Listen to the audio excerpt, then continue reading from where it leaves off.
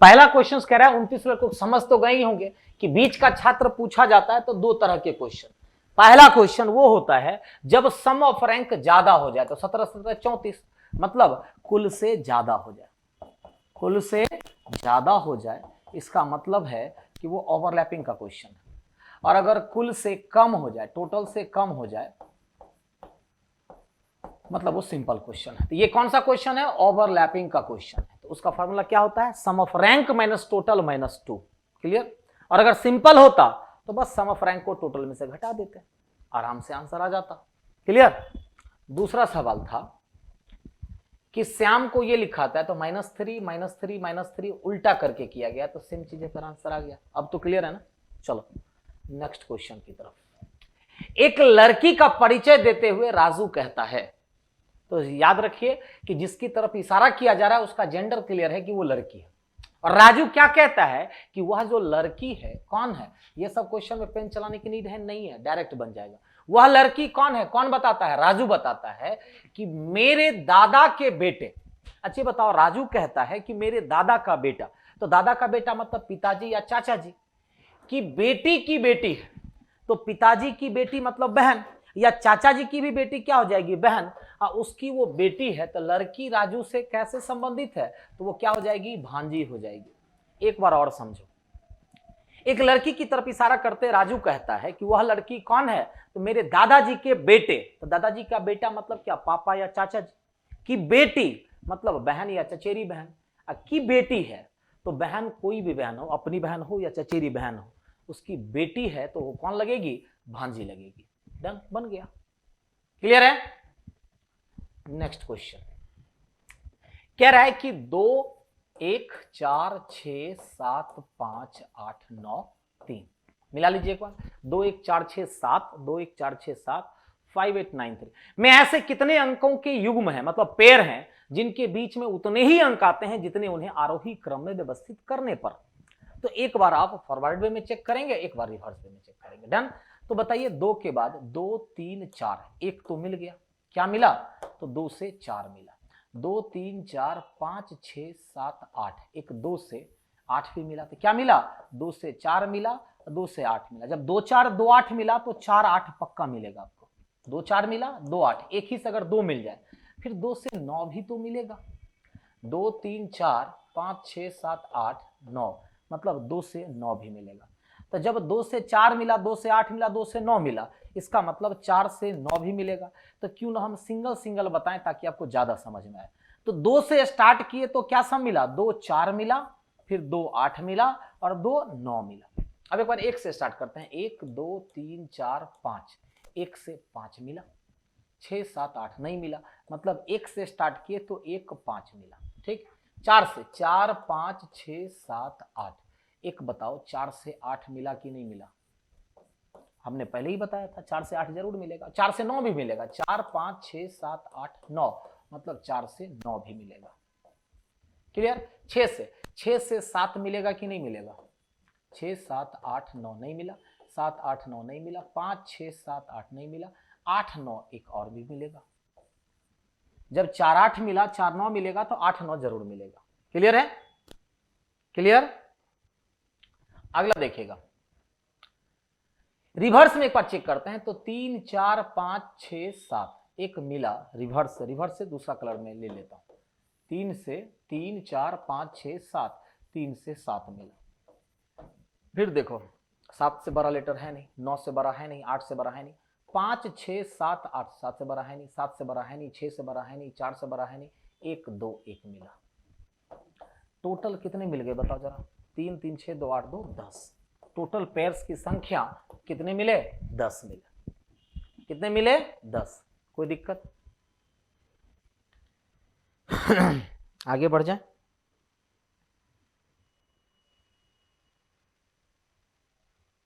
चलो फिर next question कह रहा है प्रश्न संख्या में श्रृंखला में एक संख्या गलत है, क्या आप उसका पता लगा सकते हैं? देखो 2 3 4 मतलब +1 हुआ, फिर 4 से ही स्टार्ट हुआ है।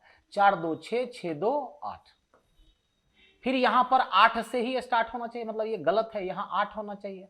ठीक है, तब ना 8 4 12 12 4 16 होता। फिर 16 से ही स्टार्ट होगा और फिर आगे जो होना है, 1 का डबल 2, 2 का डबल 4, 4 का डबल 8 होता। मतलब गड़बड़ कहां पर है? 9 में। गड़बड़ी कहां पर? तो 9 में गड़बड़ी है। क्लियर है? डन। तो बताइए 5 का आंसर क्या हो जाएगा? सी। अगला सवाल, 5 लड़के एबीसीडी एक पंक्ति में बैठे हैं, ए बी के दाईं ओर है। ए कहां पर है? जहां भी बी बैठा हुआ है ए उसके दाईं तरफ है, तो ए बी के दाईं ओर है और ई बी के बाईं ओर है। अच्छा, ई कहां पर है? तो बी के बाईं ओर है, ई बी के बाईं ओर है, लेकिन सी के दाईं ओर है। तो ई जो है बी के बाएं लेकिन सी के दाईं ओर है, और ए डी के बाईं ओर है, और ए किसके बाईं ओर है? डी के बाईं ओर। तो हो गया, पांचों लड़के खड़े हो गए। तो यह बताइए कि बाईं ओर से दूसरा लड़का कौन है? तो बाईं ओर से दूसरा लड़का ई है। तो बाईं ओर से दूसरा लड़का कौन है? ई। डन। अगला सवाल, इसका मिरर इमेज बनाना है। ये जो पत्ती दाईं तरफ झुकी हुई है, ये पत्ती बाईं तरफ झुक जाएगी? झुक जाएगी कि नहीं झुक जाएगी? इस तरह से बताओ कि बाईं तरफ किस में? ये दाईं तरफ ही है, ये बाईं तरफ है, ये बाईं तरफ है, मतलब ये डी छट गया। अब उसके बाद ये जो गमला दिख रहा है आपको, गमला दिख रहा है ना, ये जो इधर का कलर किया हुआ पार्ट इधर आ जाएगा। अब बताओ बी में है और डी में भी है, और ये जो कलर किया हुआ पार्ट है गमला में, ये जो कलर किया हुआ पार्ट है वो इधर कलर किया हुआ हो जाएगा। हो जाएगा। अच्छा, नीचे की तरफ होगा तो यहां पर भी और यहां पर भी। इसमें पत्तियों की संख्या 3 है, यहां देखो 2 ही पत्ती है। सॉरी, बीसी में से कौन सा हो जाएगा? ये भी सेम है। अच्छा, ये है नहीं, तो सी छट गया, ऑप्शन से बी। डन। अगला सवाल, रघु और बाबू जुड़वा है। देखो, रघु और बाबू जो है जुड़वा है। क्लियर हो गया? दोनों जुड़वा है। बाबू की बहन रीमा है, तो बाबू की बहन मतलब रघु की भी बहन हो गई, रीमा हो गई। बाबू की बहन रीमा है।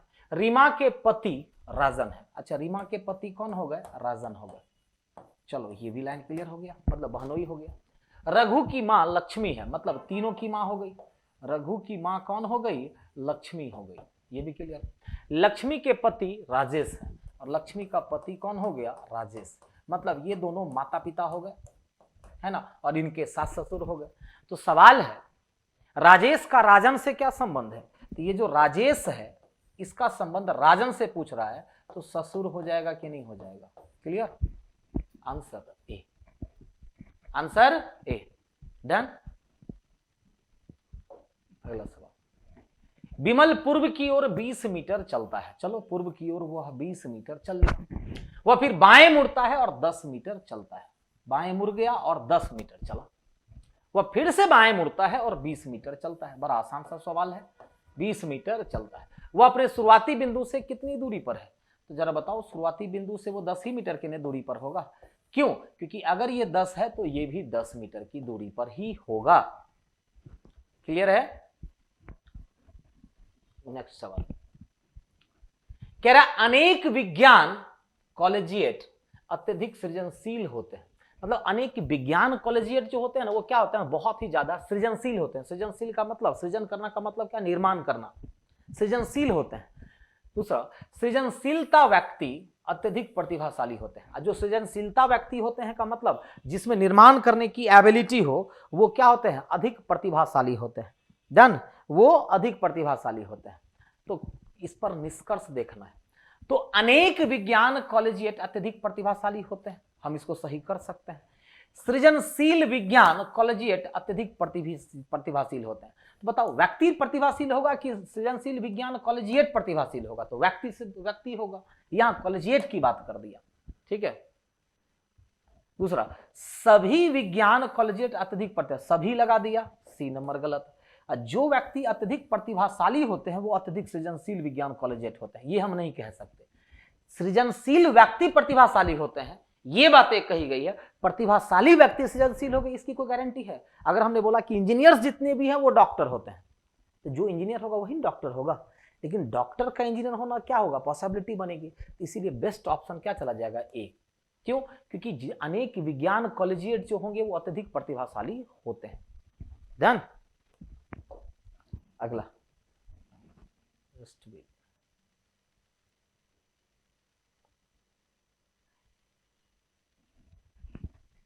चलो, कथन और 2 निष्कर्ष। कह रहा सभी जवान लड़कियां आधुनिक होती है। डन। तो ये हो गई एल से लड़कियां, और ये क्या होती है? आधुनिक होती है। दूसरा, कोई भी आधुनिक लड़का अंधविश्वासी नहीं होती। मतलब कोई भी आधुनिक लड़का, अब जो आधुनिक बॉयज होगा, ठीक है, अब वो क्या नहीं है, तो कोई भी आधुनिक लड़का अंधविश्वासी नहीं होता। मतलब इस दोनों का कनेक्शन नहीं दिया गया। मतलब जितनी भी जवान लड़कियां होती है वो क्या होती है? आधुनिक होती है। अब कोई भी आधुनिक लड़का अंधविश्वासी नहीं होता। इस पर दो निष्कर्ष। पहला, कोई भी लड़की अंधविश्वासी नहीं होती तो गलत कर देंगे। क्यों? क्योंकि अंधविश्वासी का संबंध किससे दिया गया है? आधुनिक लड़कों से दिया गया है। तो कोई भी लड़की अंधविश्वासी नहीं होती, हम ये क्लियर नहीं कर सकते। कोई भी जवान लड़का अंधविश्वासी नहीं होता। यहां क्या लिखा हुआ है? आधुनिक लड़का अंधविश्वासी नहीं होते, ये कह रहा कोई भी जवान लड़का अंधविश्वासी नहीं होता। तो दोनों गलत मानेंगे, आंसर डी जाएगा। मतलब ना तो एक और ना ही दो। क्लियर हो गया? आंसर मिलाते चलिएगा, जिसका गलत होगा सही कर लीजिएगा। 12 नंबर में शीर्ष पर संख्या 2 हो तो नीचे वाले डाइस पर क्या होगा? ठीक है, मतलब 2 का अपोजिट पूछ रहा है, कौन सा रूल्स लगाओगे? तो 2 का अपोजिट 2 यहां पर है ना? क्या 3 6 कॉमन है? कहीं पर नहीं। तो और क्या लॉजिक लगाएंगे? 2 है, 6 3 6 3 कॉमन होता तो हम छांट देते। अच्छा, इस दोनों में क्या कॉमन है? सिर्फ 3 कॉमन है, बाकी चारों अलग है। तो अगर क्लॉकवाइज में लिखेंगे तो 351 हो जाएगा क्लॉकवाइज में, और क्लॉकवाइज में 326 हो जाएगा। मतलब 1 6 अपोजिट हो जाएगा, 5 2 अपोजिट हो जाएगा, 3 का अपोजिट 4 हो जाएगा। तो 2 का अपोजिट इसका मतलब 5 हो जाएगा। डन? क्लियर? और वैसे भी ये सारा का सारा डाइस अगर आप देखेंगे, ये सारा जितना भी डाइस है सारा स्टैंडर्ड है। तो डाइस के रूल में से एक रूल है कि अगर ग्रुप का सारा डाइस स्टैंडर्ड हो, मतलब लूडो का डाइस हो, तो आप आंख बंद करके आंसर कर सकते हो। 1 और 6 अपोजिट, 2 5 अपोजिट और 3 4 अपोजिट। डन? अगला सवाल कह रहा सभी रिंग सर्कल है, सभी स्क्वायर रिंग है। तो पहले ये बनाओ कि सभी स्क्वायर रिंग है। तो एस से स्क्वायर हो गया, सभी स्क्वायर रिंग, और सभी रिंग जो है वो सर्कल हो गया। फिर कह रहा कोई एलिप्स सर्कल नहीं है, और कोई एलिप्स, ई से एलिप्स हो गया, कोई भी एलिप्स सर्कल नहीं है। डायग्राम तो बन गया। इसका मतलब इस तीनों का उसके साथ 100% निगेटिव हो गया। पहला क्या कहता है वो देख लो। तो पहला कहता है कि कुछ रिंगों का एलिप्स होना। रिंग कभी भी एलिप्स होगा नहीं। आई कह रहा है ऐसा संभावना है, तो ऐसा संभव है नहीं। कम से कम कुछ सर्कल स्क्वायर है, तो कुछ सर्कल स्क्वायर है, ये सही हो जाएगा। और केवल 2 मतलब ऑप्शन से बी। केवल 2 मतलब ऑप्शन से बी। अगला कह रहा कोई हाउस अपार्टमेंट नहीं है। निगेटिव बात कर रहा है। कोई भी हाउस ए से अपार्टमेंट नहीं है। दूसरा, कुछ बंगले अपार्टमेंट है, और बी से बंगला हो गया। कुछ बंगले क्या हो गए? अपार्टमेंट हो गए। पहला क्या बता रहा है ये बताओ कि कोई हाउस बंगला नहीं है। अच्छा, कोई भी हाउस बंगला नहीं है, गलत हो जाएगा। हो जाएगा कि नहीं? क्योंकि निगेटिव किसके साथ? अपार्टमेंट के साथ। इसके साथ क्या रिलेशन है? कुछ नहीं का। क्या संबंध है? कुछ नहीं का। ये क्या बात कर रहा है? कोई नहीं। सीधा गलत कर दीजिए। जब किसी सब्जेक्ट ऑब्जेक्ट में कुछ नहीं का संबंध हो तो कंक्लूजन भी कुछ नहीं ही सही होगा। यहां क्या दे दिया? 100% निगेटिव, तो गलत हो गया। सभी बंगले हाउस हैं। क्या सभी बंगले हाउस हैं या कुछ बंगले हाउस हैं? कुछ भी बंगले हाउस नहीं है, तो ये भी गलत हो जाएगा। ठीक है। और दूसरी बात, सभी और कोई नहीं में इधर नहीं होता है, क्योंकि ये भी 100% हो गया और ये भी 100% हो गया। और इस केस में नीदर होता है, इधर नहीं होता है। याद रखिएगा, बैंकिंग टर्म का क्वेश्चन है ये, यानी कि यहां पर आंसर दोनों में से कोई भी नहीं होगा। डन?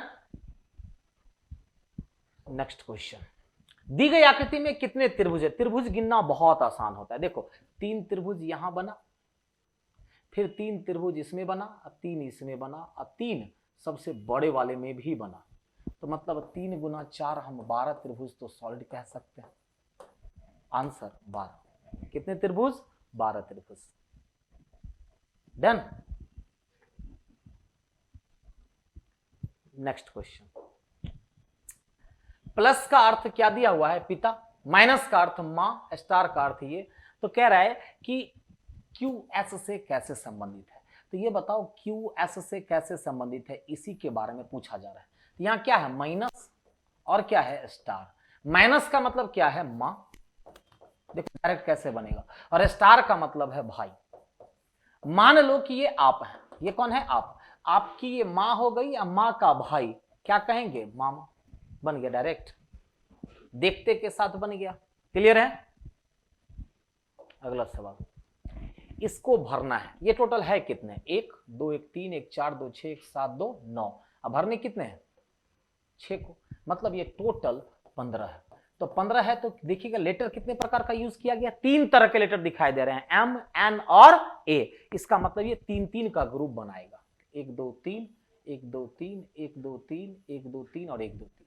तो एम एन, यहां क्या छूटा हुआ है, ए, यहां क्या छूटा हुआ है, ए, यहां क्या छूटा है, एम, यहां एम एन एम एन, मतलब मैन मैन मैन मैन का एक सीरीज है। तो आपका ऑप्शन क्या होगा, double A double M double N. तो double A double M double N का मतलब ऑप्शन से बी हो जाएगा। क्या हो जाएगा, बी। नेक्स्ट वन, व्यवस्था में ऐसे कितने अक्षर हैं, अक्षर को हम लोग क्या कहते हैं, लेटर, उसको एल से इंडिकेट कर लेंगे, जिनमें से प्रत्येक के तुरंत बाद एक संख्या आती होगी, संख्या का मतलब नंबर, तो शॉर्ट में एन पढ़ लेंगे। मतलब ऐसे लेटर्स की संख्या पूछी जा रही है जिसके तुरंत बाद नंबर आता हो, लेकिन तुरंत पहले प्रतीक का मतलब सिंबल ना आता हो। तो हमको ढूंढना क्या है, लेटर के तुरंत बाद नंबर, लेकिन ख्याल रखना है कि सिंबल नहीं होना चाहिए। तो लेटर है कहां, यहां, लेटर के बाद नंबर है नहीं, लेटर के बाद नंबर कहां कहां पर दिख रहा है, ये बताओ। लेटर के बाद नंबर यहां दिख रहा है, लेकिन क्या आप इसको ले सकते हैं, नहीं, क्योंकि पहले सिंबल आ गया। लेटर के तुरंत बाद नंबर और कहां पर है, ये रहा, ये ले सकते हैं, कौन कौन, ME6 ले सकते हैं, क्यों, क्योंकि लेटर नंबर है और पहले सिंबल नहीं है।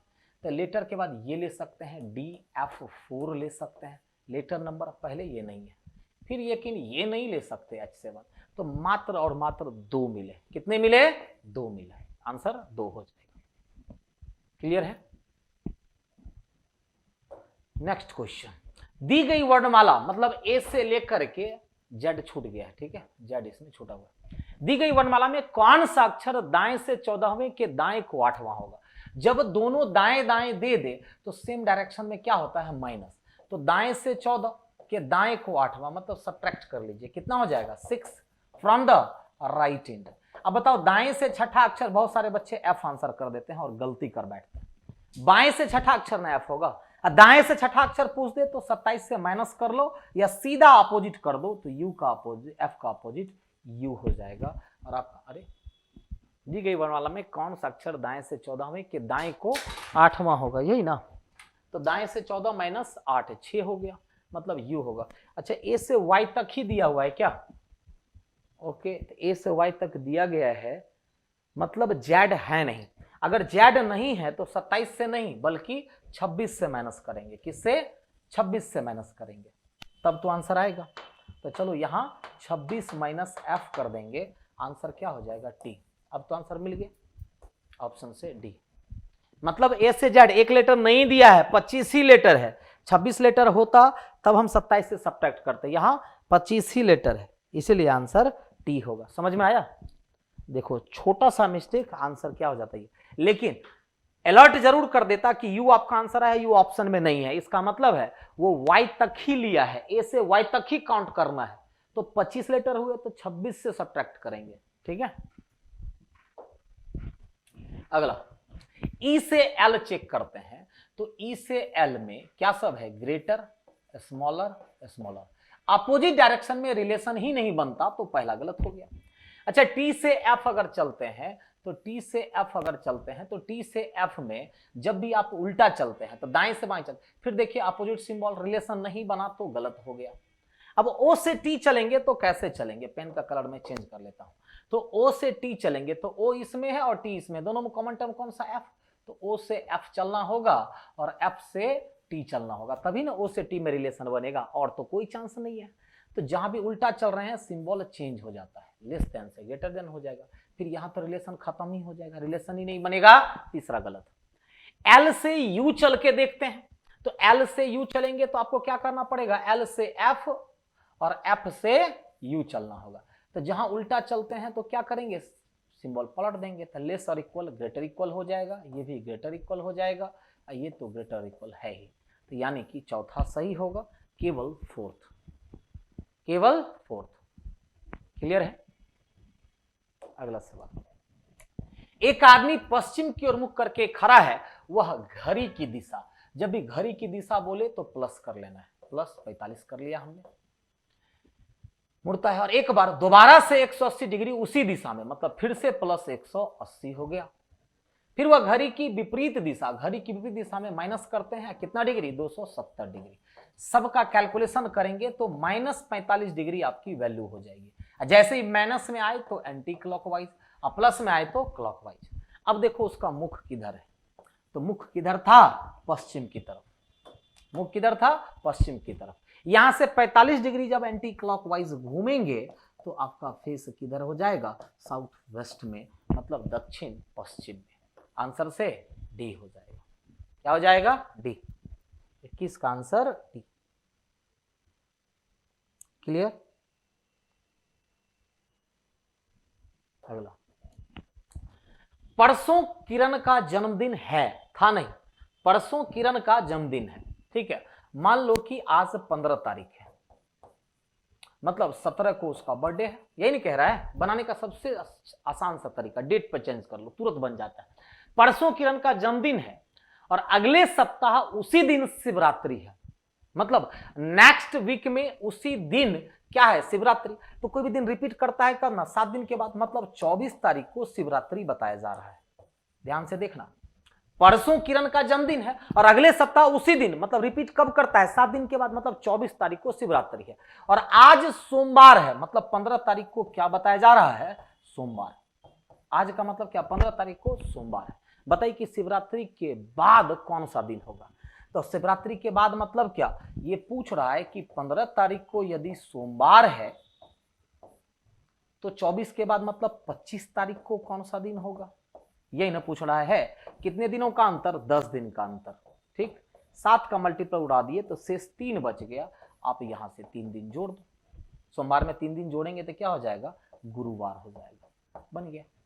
एक टेक्निक तो ये। दूसरा टेक्निक, मान लो कि परसों किरण का जन्मदिन है, ठीक है। आज कौन सा दिन बताया जा रहा है, आज सोमवार है, मतलब बुधवार को, तो फिर बुधवार को शिवरात्रि है, तो उसके बाद शिवरात्रि के बाद का दिन तो गुरुवार हो जाएगा कि नहीं हो जाएगा, डायरेक्ट भी बन जाता, प्रोसेस से भी बन जाता। अगला सवाल, ये चीजें क्लियर हो गई ना, आंसर बी हो जाएगा। अगला सवाल, 36 सेकेंड में घंटे की सुई कितने डिग्री का कोण बनाएगी। अब बात किसकी कर रही है, घंटे की सुई की बात कर रहे हैं। तो अगर हम बात करें घंटे की सुई की स्पीड कितनी है, तो घंटे की सुई जो है 1 मिनट मतलब 60 सेकेंड में आधे डिग्री का कोण बनाती है। कितने डिग्री का, आधे डिग्री का कोण बनाती है। मिनट की सुई 1 मिनट में 6 डिग्री का कोण बनाती है और घंटे की सुई 1 मिनट में आधे डिग्री का कोण बनाती है। 1 मिनट बराबर 60 सेकेंड। जब 60 सेकेंड में आधा डिग्री का कोण बनाती है तो 1 सेकेंड में कितना बनाएगी, 1/120 बनाएगी कि नहीं बनाएगी। तो 36 सेकेंड में भैया कितनी, निकाल लो, 1/2 गुना 60 गुना 36। तो बताओ 6 से 6 बार में और 6 से 10 बार में, 2 से 3 बार में, मतलब 3/10। 3/10 डिग्री है किसी ऑप्शन में, डी नंबर में। आंसर डी हो गया, आंसर डी हो गया। बेस बना लिए कि घंटे की सुई 1 मिनट में आधा डिग्री, ये सबको पता है। 1 मिनट में घंटे की सुई आधा डिग्री का कोण बनाती है ना, ये बेसिक सबको पता है। तो 1 मिनट बराबर 60 सेकंड में आधा डिग्री, तो 36 सेकंड में कितना निकाल लीजिए यूनिटरी मेथड से, है ना। Next question 24। अंग्रेजी और हिंदी के 50 छात्रों की कक्षा में 24 छात्रों ने अंग्रेजी ली। तो चलो ये अंग्रेजी हो गया और ये हिंदी हो गया। तो 24 छात्रों ने अंग्रेजी, मतलब अंग्रेजी पढ़ने वाले कुल छात्रों की संख्या 24 है। इसमें 16 ने अंग्रेजी ली और 16 ने अंग्रेजी ली लेकिन हिंदी नहीं ली। 16 ने अंग्रेजी ली, अच्छा सॉरी, 50 छात्रों कक्षा में 24 छात्रों ने अंग्रेजी ली है, इसमें से 16 ने अंग्रेजी ली है लेकिन हिंदी नहीं ली। तो 16 सिर्फ अंग्रेजी लिया है, तो 24 में से 16, तो ये कितना हो गया, 8। तो उन छात्रों की संख्या कितनी है जिन्होंने हिंदी ली है लेकिन अंग्रेजी नहीं, तो ये पार्ट पूछ रहा है। टोटल की संख्या कितनी है 50 में से 24 घटा दो तो कितना हो जाएगा 26। कितना हो जाएगा 26, यानी कि ये अंग्रेजी लेने वाले की संख्या 26, उसमें से फिर 8 घटा देंगे तो कितना हो जाएगा 18। 18 ने टोटल, एक सेकंड रुक जाइए, टोटल कितना होना चाहिए 50। हाँ ठीक तो है, घटाएंगे फिर दोबारा क्यों, आंसर कितना हो जाएगा 26। कितना हो जाएगा 26। तो ये पार्ट कितना है 26, क्योंकि तीनों मिलाकर के 50 पुराना है आपको, क्लियर है। तो टोटल ये 34 हो जाएगा, 26 नहीं 34 हो जाएगा, 26 8 34, आंसर कितना 26, क्लियर। चलिए लास्ट क्वेश्चन देखो, इसमें 3 रेखाएं, इसमें भी 3, इसमें कितनी रेखाएं 1 2 3 4 5 6 रेखाएं, तो यहां पर भी 6 वाले होंगे। तो 6 वाले हेक्सागन कहां दिख रहा है बी नंबर में, और एक शेप बनाना है, डायग्राम मतलब कि एक डायग्राम बनाना है, ठीक है, शेप बनाना है। इसमें कितने हो गए 1 2 3 4 5 6 7 हो गए, इसमें कितने हैं 5 हो गए, इसमें कितने 6, इसमें कितने 4, तो आपका ऑप्शन क्या हो जाएगा बी नंबर, क्लियर। तो चलिए फिर सेट नंबर 10 आपका कंप्लीट होता है। मंडे को मिलते हैं सेट नंबर 11 के साथ। आज के लिए इतना ही, बाय बाय।